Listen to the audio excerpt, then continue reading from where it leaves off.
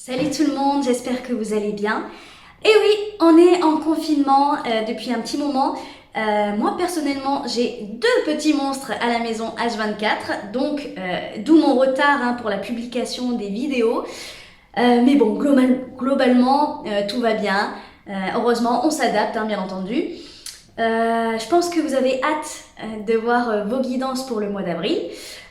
Petite nouveauté pour ce mois-ci, je vous propose des extensions pour ceux qui voudraient approfondir un petit peu le tirage.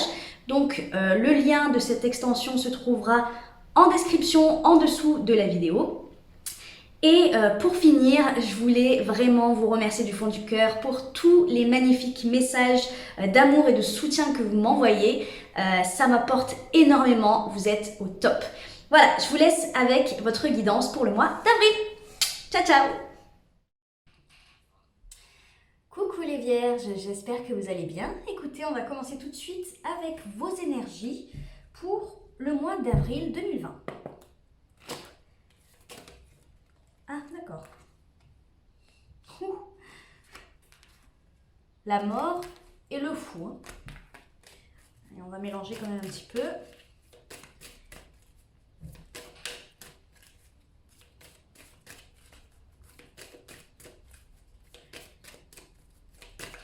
Allez, pour les vierges, s'il vous plaît, l'énergie des vierges pour avril 2020. Qu'est-ce qu'on a? Le 10 de bâton. Ensuite, le 4 de coupe. Allez, je vais en prendre une dernière. L'énergie des vierges. L'énergie des vierges.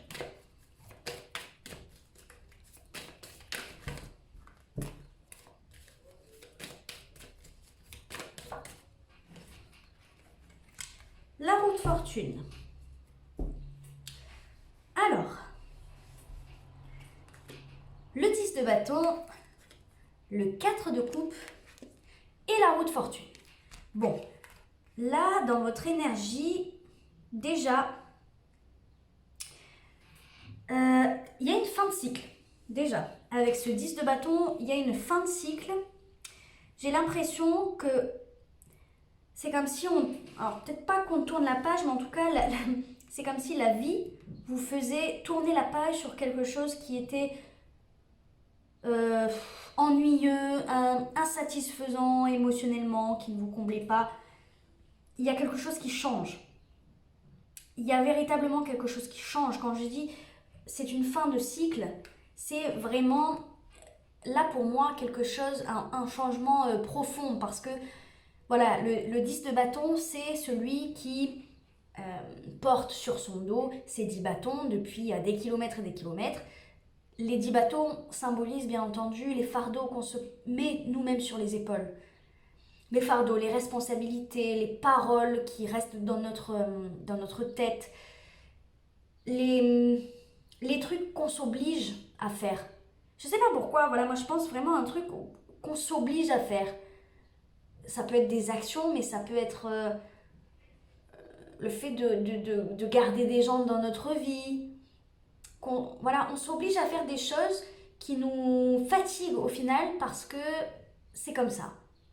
Parce que la société le veut, parce qu'on ne veut pas faire de mal, parce qu'on prend des choses sur nous, parce qu'on ne fait pas confiance aux autres également, ça c'est possible.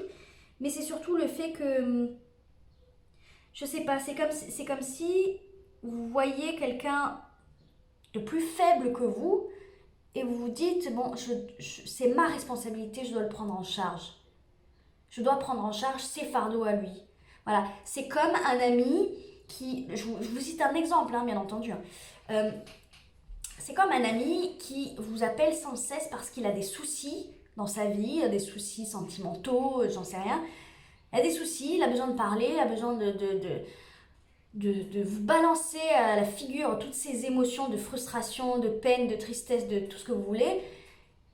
Et au final, vous prenez les émotions des autres, vous prenez les soucis des autres, vous conseillez, vous êtes toujours là à vouloir le bien des autres, mais en vous fatiguant en même temps.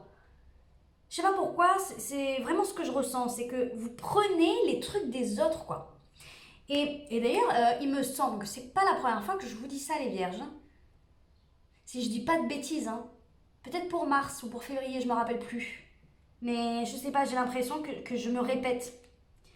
C'est pas sûr, hein, mais c'est mon impression. Bref, parenthèse terminée. Bon. Là, il y a vraiment ce truc où c'est comme si vous vous rendez compte que vous deviez faire les choses pour vous. En plus, en dos de deck, qu'est-ce qu'on a? On a l'énergie du pendu. Et le pendu, c'est le blocage.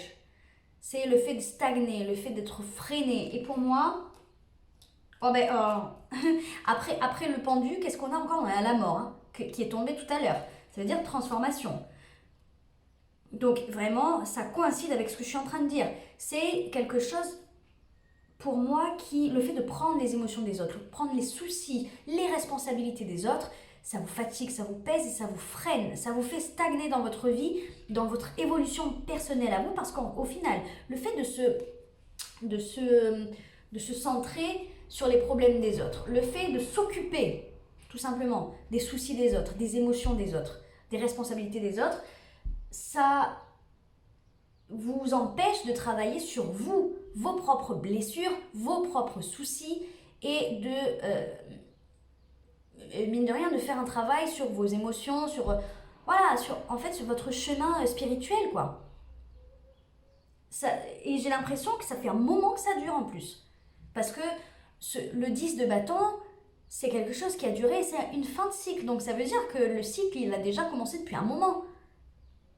Donc ça fait un moment que vous êtes dans cet état-là. En plus, voilà, on a le 4 de coupe, ce qui veut dire que ça produit chez vous pas un ennui, mais une insatisfaction émotionnelle. De la frustration, moi je dirais même. De la frustration, effectivement, s'occuper des autres tout le temps, sans vous préoccuper de vous-même, et ben au final ça crée de la frustration. Vous ne savez peut-être pas forcément d'où ça vient des fois, cette frustration, mais en fait ça vient de ça. Ça vient du fait que vous ne vous occupez pas assez de vous.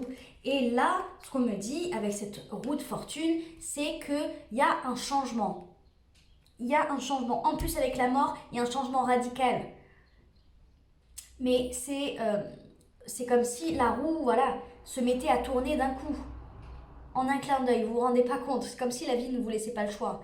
Et ça, je le dis souvent, mais j'ai l'impression vraiment que ce sont les énergies actuelles. La vie ne vous laisse pas le choix. Vous êtes obligé de vous occuper de vous, en fait.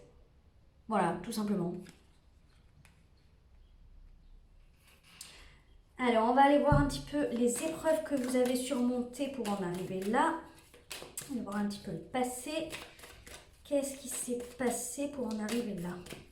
Les Vierges. Qu'est-ce qu'on a? Le 10 de denier, le 2 de denier. Je vais en prendre une autre. Deux autres, du coup. Et qu'est-ce qu'on a? Le 2 de coupe et le 8 d'épée. Alors, attendez. Hop.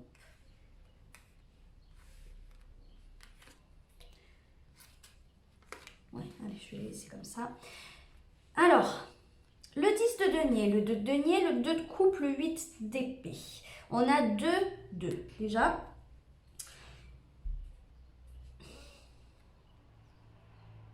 Ok, en fait, c'est comme si... Alors là, peut-être qu'on me parle... peut-être pas pour tout le monde, mais on me parle d'une relation sentimentale. Le 2 de coupe, c'est l'amour. Ça représente l'amour, l'échange entre deux individus amoureux. Ça peut être effectivement relationnel de manière générale, mais je pense que pour beaucoup, on va me parler d'une relation sentimentale. Une relation sentimentale, soit qui a énormément de valeur pour vous, soit avec qui vous avez construit quelque chose de durable. Peut-être un partenaire avec qui vous êtes depuis X années. Oui, 10 pour certains. Hein, mais parce que le 10 de denier, ça représente ça. D'une, ça représente la famille, mais ça représente un accomplissement un petit peu.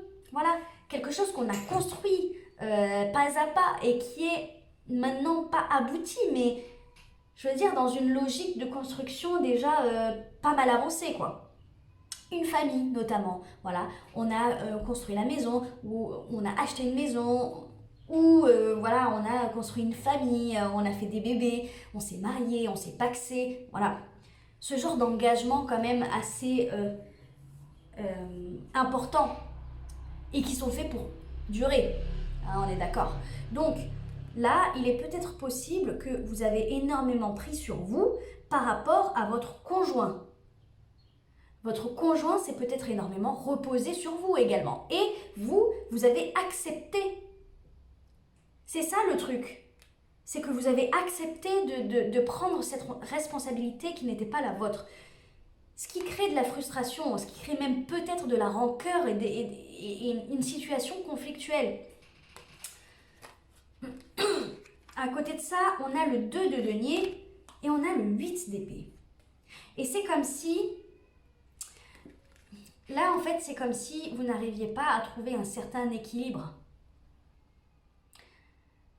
Il y a de la peur, je dirais même il y a des blessures derrière, avec cette 8 d'épée, pardon. Il y a des blessures et il y a de la peur. Il y a de la peur parce que peut-être que vous avez peur, vous aviez peur, parce qu'on est quand même dans le passé, peut-être que vous aviez peur de perdre cette personne. Donc vous étiez là un petit peu entre deux, vous tâtonniez un peu, essayant de chercher un équilibre entre vos besoins, les besoins de votre partenaire ou d'un ami. On peut parler aussi voilà, d'un ami ou quelqu'un de la famille, quelqu'un d'important. Voilà. Pour certains, ça va pas être le conjoint, ça va être juste quelqu'un d'important. Mais il y a quelque chose comme ça de prendre voilà, les responsabilités de l'autre sur nous parce qu'il y a quelque part une peur. Une peur de perdre cette personne, une peur de chambouler peut-être un peu notre quotidien, de sortir de notre zone de confort, surtout si c'est quelque chose qu'on a construit ou une amitié qui dure depuis des années ou quelqu'un de la famille qu'on a toujours connu quoi, de toute notre vie. Voilà, il y a quand même une peur de chambouler quelque chose, je pense. Et c'est pour ça que vous avez pris sur vous. Mais là, c'est plus le moment en fait de prendre sur vous. Voilà, en d'autres decks, on a à l'envers, on a l'as de bâton. Et derrière, on a le 6 de denier. L'échange, voilà. L'échange entre deux personnes, le fait d'équilibrer et d'harmoniser un petit peu la relation. Et la relation à l'autre. Allez, on va aller voir vos blocages. Allez, quel est le blocage pour les vierges? Oula. Quel est le blocage pour les vierges? S'il vous plaît, pour le mois d'avril 2020, le ou les blocages.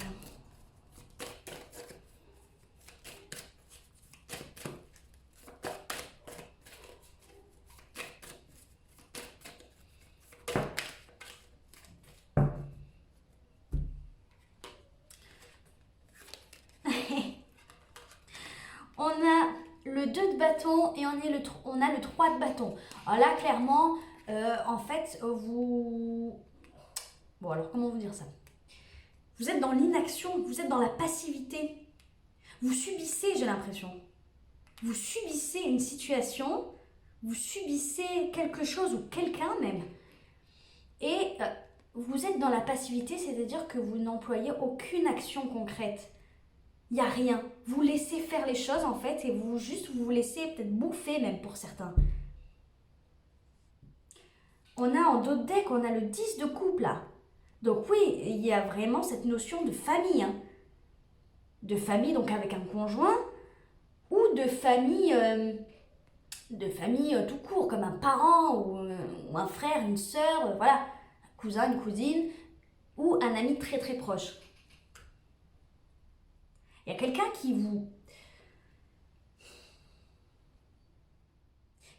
vous bouffe. Alors c'est peut-être, quand je dis qui vous bouffe, c'est pas quelqu'un qui est méchant, hein, mais pas du tout.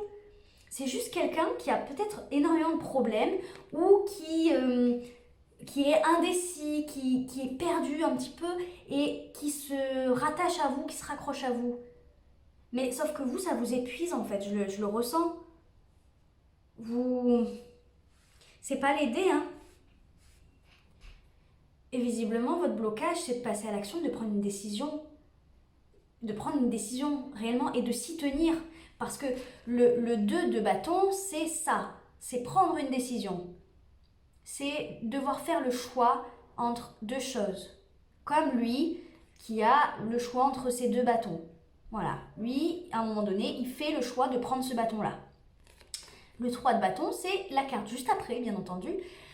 Et c'est celui qui a fait son choix et qui ne recule pas, qui attend tout simplement de voir comment les choses vont évoluer et qui tourne le dos un peu au passé. C'est-à-dire, voilà, il ne revient pas sur ses pas. Donc votre défi, votre blocage, c'est de prendre une décision qui est en accord avec vous-même, une décision qui vous fera du bien à vous, mais qui fera du bien à cette personne aussi, même si vous pensez que vous allez faire de la peine, ou peut-être que vous allez faire de la peine au bout d'un moment, mais je le répète, ce n'est pas aider cette personne que de prendre sur vous toutes ses responsabilités. Cette personne ne se responsabilisera jamais tout seul si vous prenez tout à sa place. Si vous faites tout à sa place, si vous prenez les décisions pour elle. C'est pas possible. Cette personne a besoin de grandir. Et elle a besoin de se responsabiliser, d'être autonome. Vous ne l'aidez pas. Donc, vous ne l'aidez pas, mais surtout, vous vous épuisez, vous ne vous aidez pas non plus. Voilà, c'est difficile des fois de prendre ce genre de décision, parce qu'on a toujours peur de faire de la peine, et on a toujours peur, oui, vous avez peur de bouleverser quelque chose quelque part. Dans votre quotidien, dans vos relations, ça va changer quelque chose, mais vous devez au moins prendre de la distance, vous protéger. Vous devez vous protéger à ce stade-là. Voilà, mais de toute façon, avec la roue de fortune, c'est un petit peu comme si la vie vous poussait à faire ce choix de toute façon, et elle va continuer à vous pousser, et puis si vous ne prenez pas la décision, elle vous donnera un bon coup de pied aux fesses et vous n'aurez plus le choix. Voilà, et ça fait déjà bien 2 mois que je dis ça pour presque tous les signes. Quand il y a des blocages, j'ai vraiment le sentiment que la vie ne laisse plus le choix. Et ça pour tous les signes, quoi. Donc voilà, je pense qu'il faut à tout prix vous protéger.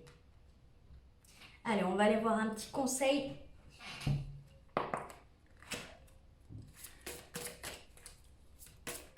Un petit conseil là pour les vierges, s'il vous plaît.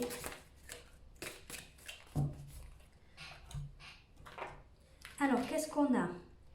Moi intermédiaire, gardez votre vision ouverte.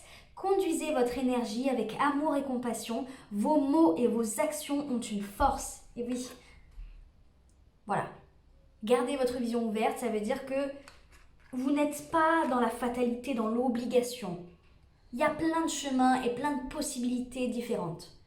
Vous pouvez faire les choses autrement sans forcément être dans l'agressivité ou être dans dans quelque chose d'irrémédiable, je veux dire.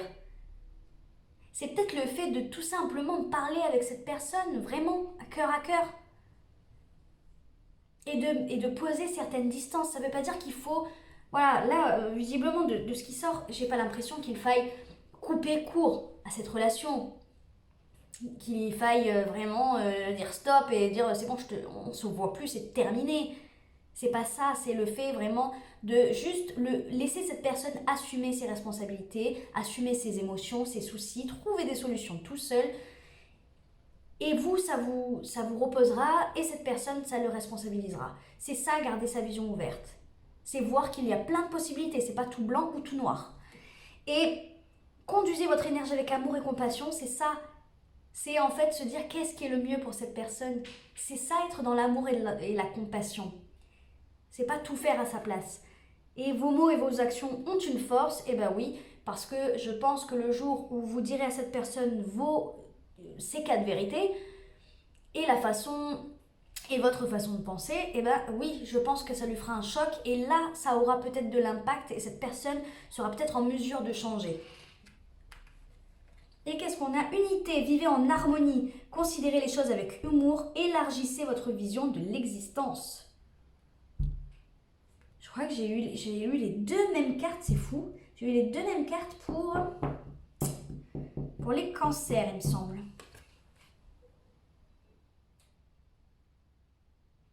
Voilà. Considérez les choses avec humour. Voilà. C'est comme je disais, voilà. Tout n'est pas tout blanc, tout n'est pas tout noir. Il faut juste changer de point de vue.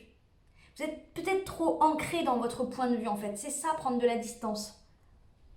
Pour voir qu'en fait, il n'y a rien de dramatique là-dedans. Visiblement, il va rien se passer de dramatique, je pense pas. Élargissez votre vision de l'existence, voilà. Tout simplement. Donc en soi, c'est pas grave. Il faut juste se rendre compte que vous avez besoin de penser à vous un petit peu. Voilà, mais il n'y a rien de dramatique, il n'y a rien de grave. Voilà les vierges, alors moi je m'arrête là. Donc je propose à cette vidéo une extension. Le lien de cette extension se trouve en description en dessous de la vidéo. Dans cette extension, je vous propose de voir un petit peu plus en détail la vie sentimentale, la vie professionnelle, avec des conseils pour chacun et vers quoi vous allez, de façon... Voilà, vers quoi vous allez dans votre vie sentimentale, vers quoi vous allez dans votre vie professionnelle.